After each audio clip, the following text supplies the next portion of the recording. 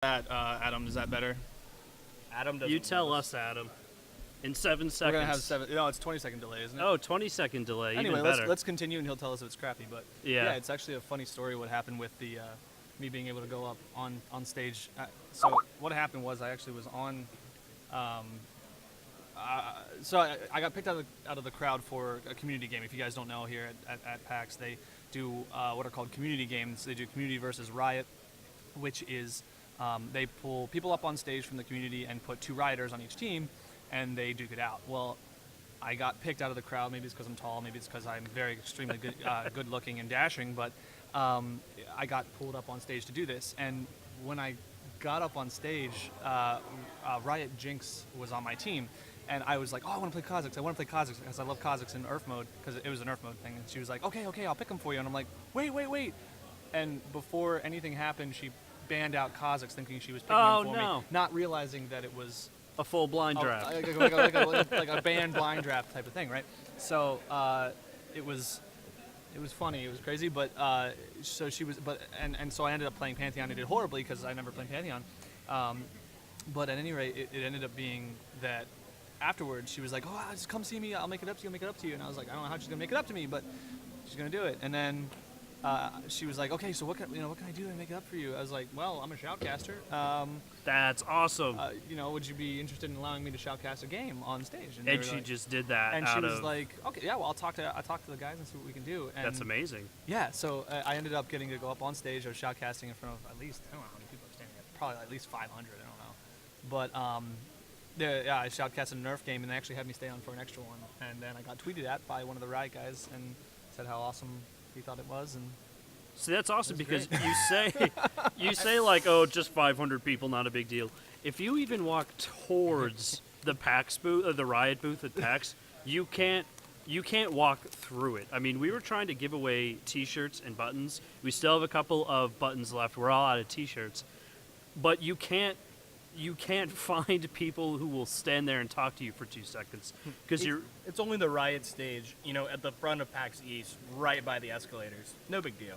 no, I mean, yeah, when you come right down. It's only one of the right there. biggest booths in the whole damn thing. I think but besides Evolve. It was, probably. Right. It was really tough though as well because the way they have the stage set up, there's not a whole lot of space on there, so you have to like crane your neck up and like look really. Well, it would help if you weren't like 7-foot giant. And you could, no, that helps to be a 7-foot giant because then I can crane my neck back further. But I crane my neck back, and then it's like you can't really see the bottom, so I couldn't tell if Malphite was building AP or tank or half the things they were doing. But it was Earth mode, and it was fun and crazy and ended up being good. The one thing I did to get some visual attention was I put one of the T-shirts up and over my head and just walk through the crowd like it was a battle standard, and that caught one person's attention. And he came right over to carrying me. the shirt. Oh, that's nice. He came right over to me, but it's awesome. Like if you ever get the chance to go to any of the PAXs, PAX Prime, where is that in Colorado? That's Seattle. Seattle. Yeah. PAX Prime's out in Seattle. You got PAX East in Boston, and they just actually announced PAX South in San Antonio, which is in January, which is exactly when I want to go to super warm Texas. Yeah, that would be fun. I was thinking now 5 PAX events There's- throughout the world. Where are PAX the other Dev, two? PAX Prime, PAX Aus, which is Australia. PAX Dev isn't a community thing though. That's for developers. It's not shut down anymore. It is a public event. Really? They just have Oh, wow. restricted access. Okay. Interesting. So Yeah. that's a problem for me though because I don't know if I can get off work that much, but I'll make it happen. Well, we'll go down I think we're planning on going to San Antonio for PAX South, because that'll be awesome to go to the first one. Yeah, that would be really cool. When is that? Is it January or February? I think it's January. We may have to go there for my birthday then at that point. Oh, well, there you go. Yeah, there we go. There you go. And we'll have to send the guys from the Oz LOL podcast, our other brother station from the upside down land of Australia. PAX, what do they call Can that? go to PAX PAX Aus. Aus. Yep. Yeah, okay. Or down, PAX down under. Yeah. Poor Europe. Poor Europe and Hey, Paris gets All-Stars this year for whatever good that is. what's All-Stars even going to be? A couple of mixed Korea's matches? World. Yeah, pretty much. It's probably going to be Earth. Like, let's be honest. If the community has any say in it whatsoever. Oh, no, and they do. And I don't think they've announced any. I haven't checked yet. I've Not been out of till, the loop. Not till the second week of May do we actually get to start voting on the game mode. Well, Earth is Oh, so we're gonna definitely start going vo- to get picked. Oh, So yeah. hold on, back up. And I know some of the listeners probably don't know this either. I didn't actually hear about this voting for game modes. Yeah, at all. It's so the you, worst. you vote for the Okay. people, then you vote for the game modes. Vote for the Right. people? Yes. So- it's all stars. You vote for who plays. Oh, Yeah. represents each region. And they're taking the top 2 players voted from each region, unless their team happens to go to Worlds? gets to go to the All-Star match, the number got it, 1 yeah, team yeah, in the seed. So right now, I think on the NA side, it was last time I checked, it's Bjergsen from TSM, and I want to say, who was it? Was it Medios? Yeah, I think it's Medios. Those are Okay. number 1 and 2 right now. Which Which is love to see ironic Medios. because that's the 1 and 2 team for NA. No. Right, so Yeah, one of them 2759. isn't going to go, basically. And I think it's still Reckless on the EU side. Okay. But even then, I think it's pretty much just Fnatic in the top right now. I believe that. Fnatic and a couple of SK Or members. Crepo but- and them, they don't count anymore. Yeah, They had no. to come to the Americas. Yep, and then lose terribly. It was probably a good thing. Funny thing that happened to me at PAX, I actually got to run into Skara. I'm going to look behind me because I know Optimus Tom's on his way over, and he's probably going to bring Skara. But I ran into Skara and met him in a very casual setting, and he's like, "Oh, hey, I watch the show all the time." And I was just thinking that just 2 episodes prior, I was saying how bad he is. Which, total respect, awesome guy, awesome player. Still looking behind my back to make sure he doesn't come around. We're done talking about But, Scar. He yeah. can appear now. Okay, he's gonna poof out Skara of thin can air. come over now. Anyway, yeah, another funny thing. I don't know if you guys know. Is he's a decently well-known streamer. Good guy Gary was at a Super Smash tournament that I epically failed at. And I didn't know who he was, and his cousin was there. He's like, "Do you watch streamers?" I was like, "Yeah." He's like, "Do you watch Good Guy Gary?" I was like, "Yeah." I was watching him a couple times. He's like, "Well, this is Good Guy Gary," and I was like, "Holy crap!"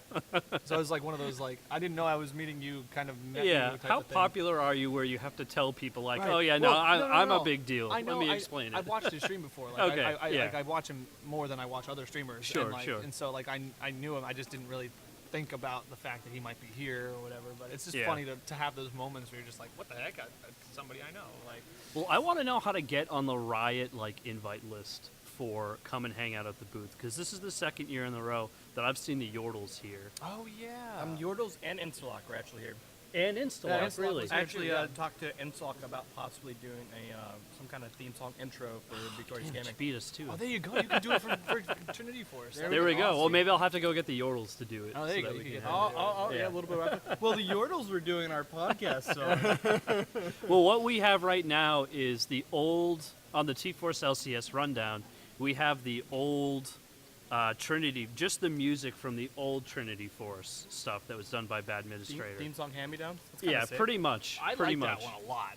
I did too, and they got rid of it, and the new one is cool. I don't know who actually does the recording for it, who made it, but it's grown on me quite a bit. Yeah, I actually like, enjoy it. I actually is starting to like it a lot more now too. It had to grow on me as well. But I really like the first one too. But I think also it's because you have like, oh, that was the first one. Like, ooh. Yeah. So yeah. yeah. So now you guys were doing some actual exhibit work, right? Yeah, Oh, I he was. actually got to work with, it's called Game of Thrones Ascent. It's the Ooh. only official game that was licensed before HBO picked up Game of Thrones with George R. R. Martin. And it was really cool. I got to talk to the CEO today whenever I was working with them. And they actually, for the first 6 months of development, sat literally in George R. R. Martin's living room and went over storyline stuff with him. Wow. Gosh. Cool fact, George R. R. Martin has a house, gigantic ass huge house. And then across the street directly from him has a second house that has his library, and that's where he does his writing. Huh. Yeah, he refuses to do writing in his own home. I can see that though.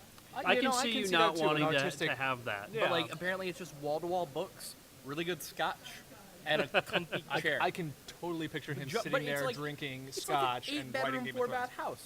Why not, right? Yeah, Just why have not? people stay there. Why not, you know? So it was really cool. And they actually just on Tuesday released that they are going to be doing the new Star Trek timeline, which Oh. the plot behind it is that there's a huge cataclysmic fuck up, more or less, in the timelines of Star Trek, and all the multiverses start falling apart together.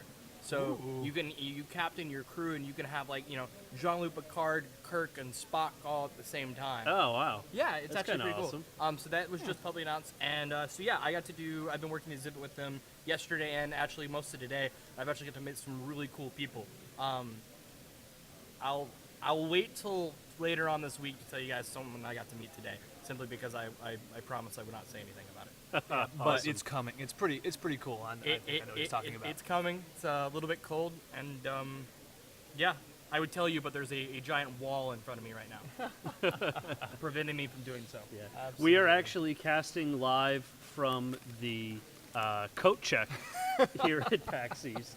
We are, The one quiet place we managed to find, just kind of off in the side. I wish we had some video going. It's a little awkward where we're sitting, Yeah, so it's a little we only tough, have my but camera on my laptop that I could really do anything with, which is going to be kind of awkward. So I don't think we want and to do I feel bad because we have one of the Trinity Force podcast shirts on right now, and it smells horribly of vinegar, which I don't know what weird. our store does, why they pack them in vinegar before they send them out. I think it's actually the ink, Well, but didn't you know? Like, I pack mine in Salisbury. yeah, why not, right? Yeah, why not? Yeah, get a little barbecue sauce Yeah, one, yeah, sell no. them by the flavor as well. Marinate the shirts day Yeah, one. I'd like color black and flavor barbecue, please. Exactly. But So for those of you just joining in, I am Erebus. I am one of the co-founders and the server admin for Victorious Gaming. Also got 3 Greg, our media director here, and as Shoutcaster. always, this is the voice of your glorious host, Mont Ganorum. Again, live from PAX East, from the floor and Literally, the coat check. From the coat check. literally the floor.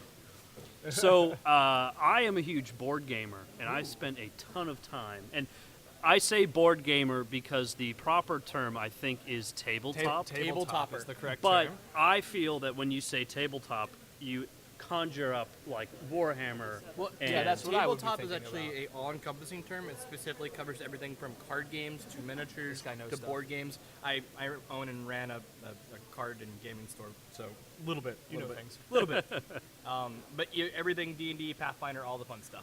Cool. So, Yeah, we ended up playing quite a few really sweet games. We got to buy our first copy of Cards Against Humanity and got it signed by the Cards man. Against Humanity Can't see it, guy. but there's a fist bump Oh, happening here. sweet. I was Yeah. very happy with that. No, that was the awesome. big And then black box itself. a similar game. It is called Apples to apples. no. I This is keep true. Fun Employed. I keep messing up the name. That's been Fun Educated, Fun Employee, or something like that. I keep messing up the name. But I bought Fun Employed, which was an indie game, and I got it signed by them. It's the same concept of Cards Against Humanity, but what you're like the black cards are job positions, and you use your cards to say, you know, here's What's my the job? Okay. yeah, like here's why I'm applying for this job, and it's a ton of fun. Yeah. I was actually trying to learn how to play Munchkin for the first time. Oh, Munchkin is phenomenal. Yeah, There's more and- expansions than God, but it's phenomenal. Half the table was a Munchkin table, and the other half was a Fun Employed table, and it was impossible to pay attention to Munchkin when they were having so much fun on the other side. So we Right. went out and we bought that. Yeah, there's been actually a lot of really, really cool and really interesting indie games that have cropped up this year. I wasn't a huge Probably indie do like game. an indie game review or something. Yeah. afterwards. Yeah. I wasn't. I feel like that almost needs its own time segment. There's so much cool stuff. Yeah, this there year. was. I wasn't a huge fan of indie games though before I came here, and then I started walking around the area, and man, they do a lot of really cool stuff and really original stuff. And they on seem to that. make a big transition to indie games this year. Like I know PAX Yeah. has always kind of supported it, but like almost the whole back half of the convention hall was indie games this It year. was, yeah. Like, Yeah. all showcase booths. I was really happy to see that. Yeah, it was cool. And Kickstarter actually had its whole room to Yeah. itself where you could go in and meet games. But it was awesome to see some of the transitions. I've been going to PAX for the past 3 or 4 years now. 2 years ago, I had just heard of Castle Story on the Kickstarter Uh-huh. market. I endorsed it, came to PAX the following year, actually saw them, got to meet the guys. And this year, they're not even in the indie section. They have their own booth where Oh, you wow. can go Oh, and play the cool. game. It's almost like you get to see them evolve from the little guy to becoming one of the Yeah. big dogs. That's Yeah, kinda and cool. actually go out there and be pretty awesome, which was great. I mean, and that game's a ton of fun. If you guys haven't checked that Oh, out yeah. yet, yeah, I haven't that's a checked big it out, one. actually. So Yeah. I hate to segue, but the one thing I do want to make sure we get done, because we did promise a bunch of True, people we get done, absolutely. is VG and Trinity Force, because they were awesome to help us out with this, did a contest called the PAX Power Play. And what it was is we had you guys go on our forums, and you guys posted what you thought was the most OP play of all time, whether it was Hearthstone or League of Legends. And we sat through, we watched all of these awesome videos, read all of you guys' commentary and reason behind it, and we picked 5 that we felt were the most OP or most unique. And those 5 winners were Excuse me, one second. I gotta make sure I pronounce this correctly. Tyler Ladd with The Reason Faker is a God. Linegra with Box Plays. The Truth Is ... by Amaphora. I actually thought that one was just kind of unique. Sorry, that's 3. The Support Underrated, Astro Removed Disapproves. Started by Rain Man. Lol, if that's actually Rain Man, I'd be impressed. And Insane Game Finisher by Nook. So, you guys, hit me up. I will be contacting you guys on our forums and getting you guys your codes.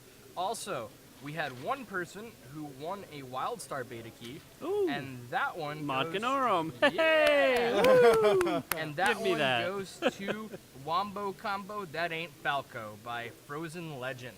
So, keep an eye out for that, guys. I will be hitting you guys up with your codes. If you do not hear from me by this Friday, please get a hold of me. That means I, for some reason, couldn't get a hold of you. WildStar looks like a super interesting game. does. But I've had my heart broken too many times to get into another MMO Me right too. now. I've played. The what did I play? $60 buy-in at the beginning Yeah, kind that of kills freaks me. me out. See, I don't mind an initial buy-in. Okay. It's a subscription fee that stops That me. doesn't mind. There's one on that too, so there's an initial buy-in Yeah, and a then there's subscription fee. Yeah, it's not Guild Yeah. Wars. Oh, talk about Right. a wombo combo. I know. Like the Oh. worst kind. So I played World of Warcraft and I played Guild Wars and I played SWTOR. Yeah. And I played all 3 of those games. No World one of mentioned League of Warcraft- Legends. It's not what this podcast is about. Right. But the World of Warcraft was awesome in Lich King and all the times I played it. Yep. But I didn't like Cataclysm. Panda's okay. I played a little bit, but I wasn't a fan of Cataclysm, so that turned me off for a lot. Then I got into Guild Wars. I played like maybe 2 hours of that, and I just couldn't get into it. And then I played SWTOR, which was great until the end game. I'm playing it again now, trying to give it another chance, but you're right. I've just been gotten my heart broken too many times by an MMO to really want to buy into another one. WildStar has that Ratchet and Clank. As I was about to say, it Yeah, was like yeah. Ratchet and Clank meets League of Legends. Exactly. Yeah. It's got that Ratchet and Clank League of Legends feel, the way that the characters move and interact, and the way that the world looks. But and it looks cool. But I want to do a trial. I'd want to do some kind of, I'd want to try the game for a little while until I would actually want to spend, Yeah. the $60 plus however long I'd play it for type of Right. thing. You know what I mean? For me, I don't mind paying a subscription fee. Like, that's never a problem. But I just don't have the time to justify a subscription fee. Right. $15 a month is a huge amount of money if you're only playing something even just once a week. Yeah. I love League of Legends because League of Legends is free. And if I'm going to spend money, it's strictly on cosmetic stuff. Someone who owns all the skins and It's the not something you runes have and Yeah. everything to. else. It's not- Right, yeah. right. You don't have to. You can get along with See, it. I'd much rather be able to play it for free and spend money when I want, Right. Right, than exactly. be obligated to spend money. Right. Because then I don't really feel like I want to spend money on the extra stuff at that point. And I probably have Exactly. spent more money on League of Legends than I've spent on any of my subscription-based games. Oh, but sure. I'm okay with spending the money on It's League of because you Legends. don't and, feel and like the you're being subs. coerced. Exactly. Right. And if I don't like the game, then I can be like, well, I'm not buying any more skins. Like, it's Right. You know what I mean, it's never going to happen. You're going to buy the skins. Of course I am. but I get Yeah. what you're saying. But yeah, you get what I'm saying. Like, I can spend the money on my own terms and things like that. And the subscription thing just freaks me out. I mean, I'm okay with $15 a month, but like, And you also I you wanna pick forget it up- about it. You get hit with the Yeah. overdraft fees, and you're like, wait, what the hell was Well- this? Oh, I haven't played this in like a month. I want to pick it up when I want to pick it up. And if I pay a subscription, then I feel like I have to play it all the time. Exactly. Right. And then it feels like more of a chore than an actual playing a game. Right. Exactly. But Which I started playing WoW with my girlfriend, who's lovely and sitting over in the corner there. That's why we got adjectives that were positive. we started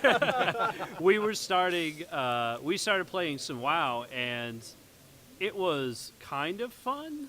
Like, the problem was she's never played an MMO before, and we did the recruit a friend hyper leveling. Oh, And it was can like, break oh, the game for you sometimes. yeah, this is a dungeon. Dungeons are really fun. You're a healer. Here's your role. Here's what you're going to do to me, the tank. You're going to heal me up. Great.